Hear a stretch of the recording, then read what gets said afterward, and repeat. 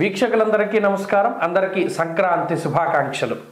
సంక్రాంతి పండుగ జనవరి 14వ తారీఖున మంగళవారం నాడు ఏ విధమైనటువంటి నియమాలని ఆచరించాలి, అసలు ఈ పండగలో ఉండేటువంటి ఆంతర్యం ఏంటి? పంటలు వేస్తాం, 2-3 పంటలు వేసేటువంటి వరకు ఒక పంట చేతికొచ్చేటువంటి కాలం సంక్రాంతి. నిజంగా ఇది చాలా పెద్ద పండగ. అలాగే భోగి పండగ చేసుకున్నాం, మనం దానికి సంబంధించినటువంటి విషయాలు చెప్పాం. అసలు భోగి అంటే సూర్యోపాసనే, అది అంతకుమించి ఇంకేమీ లేదు. ఆయుర్వృద్ధిని కలిగించేవన్నీ సూర్యోపాసనలే, చిన్నపిల్లలకి కానీ పెద్దవాళ్ళకి కానీ. అలాగే ఇప్పుడు ఈ సంక్రాంతి పండగ పేరులోనే ఉన్నది సంక్రాంతి, అంటే మంచి వెలుతురు.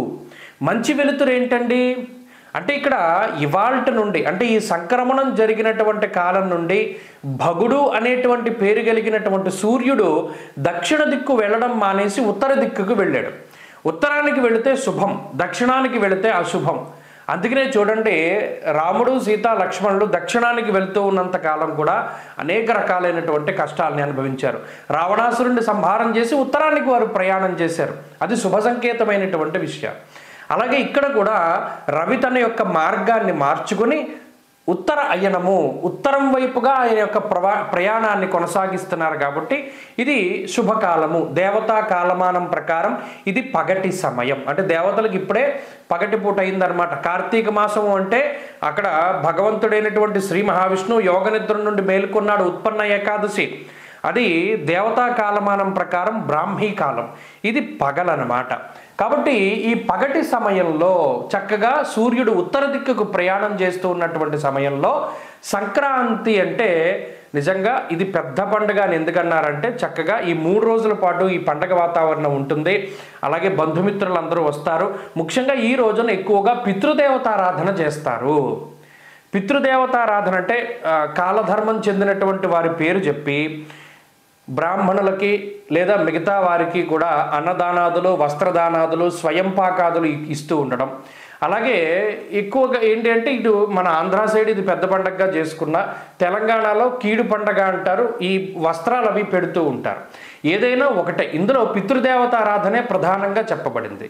కాబట్టి చాలామంది ఈ పెద్ద పండుగ రోజున గంగిరెద్దులు వాళ్ళు వస్తారు, హరిదాసులు వస్తారు, బ్రాహ్మణులు వస్తారు, జంగం వాళ్ళు వస్తారు. వీళ్ళందరికీ కూడా చక్కగా వారు లోటు ఇది లేదు మా దగ్గర అనుకుంటే అందరికీ కూడా దానాదులు చేస్తారు, చనిపోయినటువంటి వారి పేరు చెప్పి. ఇది చక్కటి సాంప్రదాయం. ఎందుకంటే పితృకారకుడు సూర్యుడు. పంచపర్వాలు అంటారు. పంచపర్వాల్లో సంక్రమణం రోజు ఒకటి. ఈ రోజున పితృకారకుడు రవి సంక్రమణం చెందినటువంటి రోజున, అందులోనూ మకర సంక్రమణం జరిగిన రోజున పితృదేవతారాధన చేసినట్టయితే జాతకంలో ఉండేటువంటి అపమృత్యు దోషాలు తొలగిపోతాయి. పితృదేవతల యొక్క ఆశీర్వాదం వచ్చి పితృదోషాదులు, మాతృదోషాదులు, మాతృశాపాదులు, భ్రాతృశాపాదులు, స్త్రీ శాపాదులు ఇవన్నీ కూడా తొలగిపోతూ ఉంటాయి. అలాగే ఈరోజు చేసేటువంటి ఇంకొక ముఖ్యమైనటువంటి పని, చాలామంది బొమ్మల కొలువు కూడా ఈరోజు పెట్టుకుంటారు. కొంతమందికి సాంప్రదాయం ఉంటుంది, కొంతమంది చక్కగా పిల్లలు గొబ్బిళ్ళు పెట్టుకుంటారు, పేరంటాళ్ళకి వెళుతూ ఉంటారు. ఇలా ఆనందదాయకంగా ఈ సంక్రాంతి పండుగని జరుపుకుంటూ ఉంటారు. పేరులోనే ఉంది మంచి కాంతి, మంచి వెలుతురు.